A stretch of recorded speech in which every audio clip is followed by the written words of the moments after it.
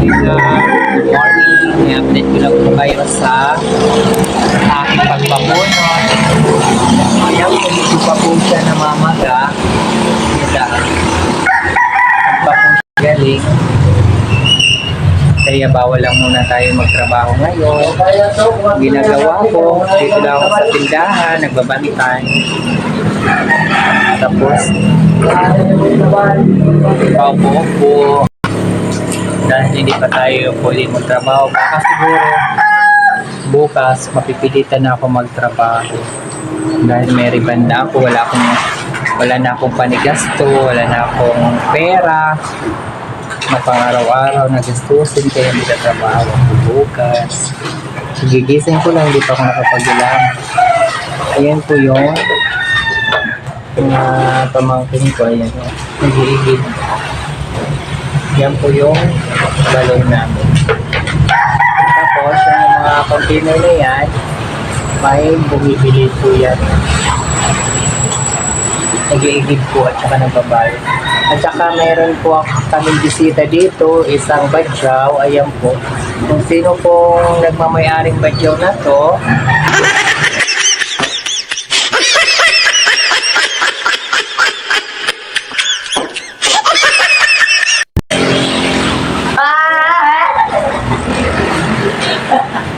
ayan po.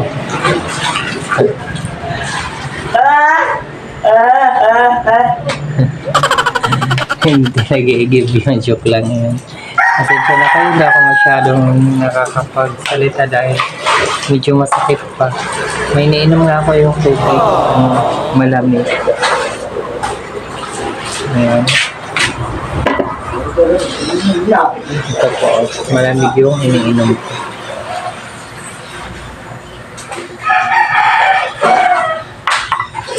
Tapos hindi pa ako masyado nagkikilos dahil sumasakit pa. Masakit pa po siya. Tapos kagabi, yung partner ko po, nagano sila, nagpilipig at saka naglupak. Alam nyo ba yun? Lupak? Ayan po, palay po ito. Alisin ko. Oh, baka pa.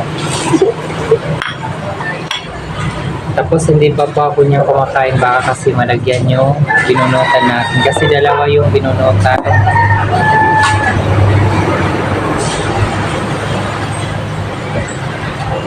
Uy, si Rico, hello vlog.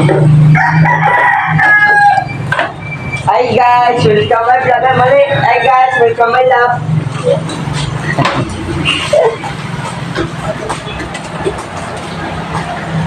Ayan po.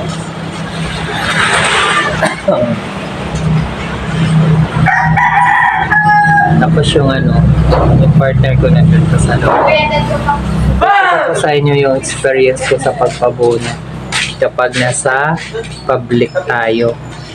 Hindi madali kapag nasa public ka magpabunot kasi kung gusto mo mapamura yung Hi babayaran, guys, dito po kami magpapalista ka muna sa sakit bago ka magpabunot sa Oh guys, kita. dental clinic sa public hospital. Ilang oras yun, pipila ka at saka pag katapos mo pumila, pupunta ka pa ng dental clinic sa hospital at pipila ka rin doon. Pila ka doon, tapos pila ka Iloilo. Makahabol ka ng 15 ka person kasi yun. Tapos pag lunch break, stop muna bago mag-food. Kaya buti na lang ako nakahabol lang. Tapos ang bayad ako na 400.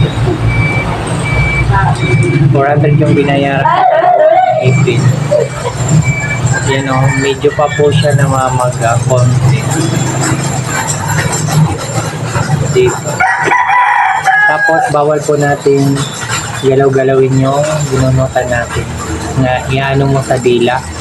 Yung gagalaw-galawin mo sa dila, bawal yun. Kasi tatagalan yun bago bumalik. Diba? Kaya ako minsan, pang ano na to, 2 araw yata to, 3 araw. Yung kinakain ko ano lang. Lugaw. Minsan dito ko lang kinakain. At saka uminom ako ng Nipinamit. Nipinamit yung iniinom. Punta na ako, ta! Pasensya na kayo, may dugong dito. Yung dugong na nasa palabas. Oo, ba't doon nga pelikula na, ay guys, kamay... May salpit nga niya. Huwag yan! Oh!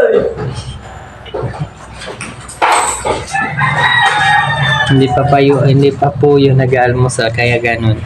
Ganun po siya. Parang sira ulo. Ayaw!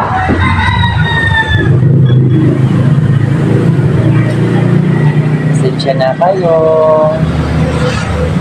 Dito lang muna tayo sa bahay. Magre-rest ng ilang araw.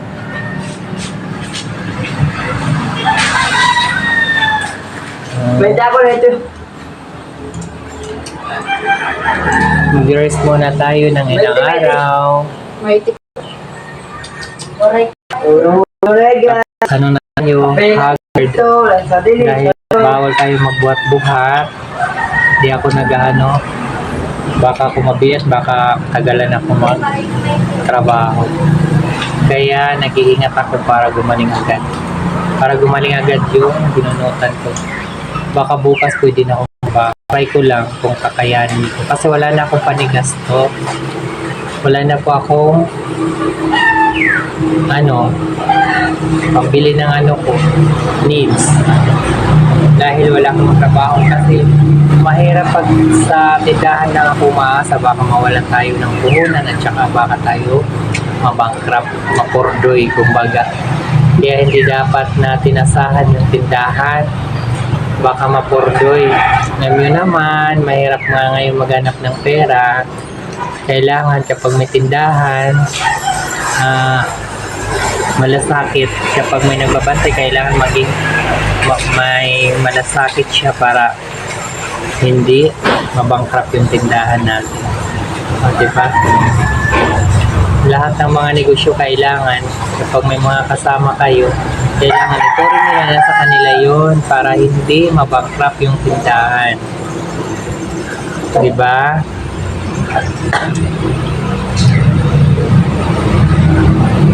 Kaya kailangan ko ng trabaho, kaya hindi ako pwede magpabina dahil may mga gastusin ako.